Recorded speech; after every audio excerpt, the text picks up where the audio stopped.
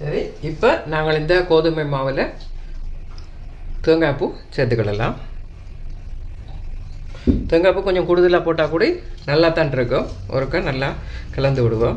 இது கலந்து விடும்போதே தேவையான அளவுக்கு உப்பை இதில் நாங்கள் சேர்த்துக்கொள்ளுவோம். இதில் 1 டீஸ்பூன் அளவுக்கு உப்பு எடுத்து வச்சுருக்கிறேன். தேவைக்கு ஏற்ப போட்டுக்கொள்ளுங்க. முதல்ல நான் ஒரு 1/2 டீஸ்பூன் அளவுக்கு இதில் சேர்க்குறேன்.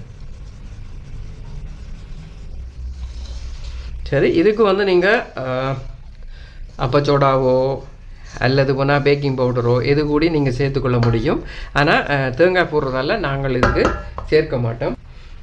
சரி, இப்போ நாங்கள் இதில் சுடு தண்ணி, அதாவது ரொம்ப கொதி தண்ணி இல்லாமல் ஓரளவு சாதாரணமான ஒரு சுடு தண்ணியை நாங்கள் இதில் சேர்த்துடலாம்.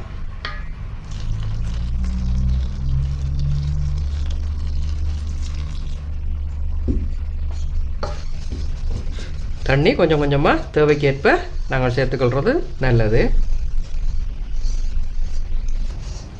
சரி, இப்போ நாங்கள் இதை கையால் குழச்சிடுவோம். கையை சுத்தமாக கழுவிக்கொள்ளுங்க.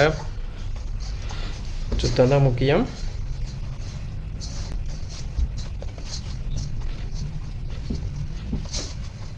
ஓகே, எங்களுக்கு மாவு ரெடி ஆயிடுச்சு.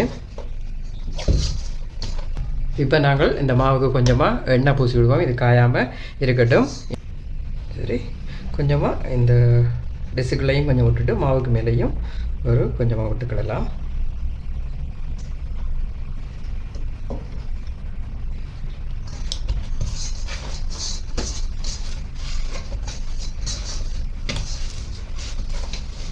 சரி, இப்போ எங்களுக்கு மாவெல்லாம் குழச்சி நாங்கள் ரெடி பண்ணிட்டோம். இப்போ நாங்கள் என்ன செய்ய போகிறோம், சம்பல் ரெடி பண்ண போகிறோம். அது வரைக்கும் இந்த கொஞ்சம் நேரம் இருக்கட்டும். இதை மூடி வச்சுட்டு நாங்கள் இதுக்குரிய சம்பளை ரெடி பண்ணிடுவோம். இந்த வெங்காயத்தை நாங்கள் மிக்சியில் அடிக்க போகிறோம். அதால் சின்ன சின்னன்னா இப்படி கட் பண்ணிக்கலுங்க. மிக்சியை பாதுகாக்கும் நோக்கோடு வெங்காயத்தை சின்ன சின்ன இப்படி கட் பண்ணிக்கலாம். பெரிய வெங்காயங்களாக இருக்கிறது 4ஆகவும், நார்மலாக இருக்கிற வெங்காயத்தை 2ஆகவும் கட்டிக்கலுங்க. சரி, இந்த சம்பல் நான் உரலில் செய்யலை, மிக்சி ஜாரில் தான் செய்ய போகிறேன். அதுக்கு இந்த வெங்காயங்களை ஓரளவு சின்னனா சும்மா கட் பண்ணி வச்சுக்கிறேன். அதை இதில் சேர்த்துடலாம்.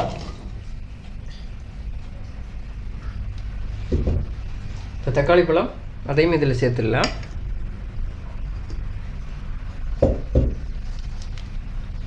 இதுக்கு தேவையான அளவுக்கு உப்பு சேர்க்கலாம்.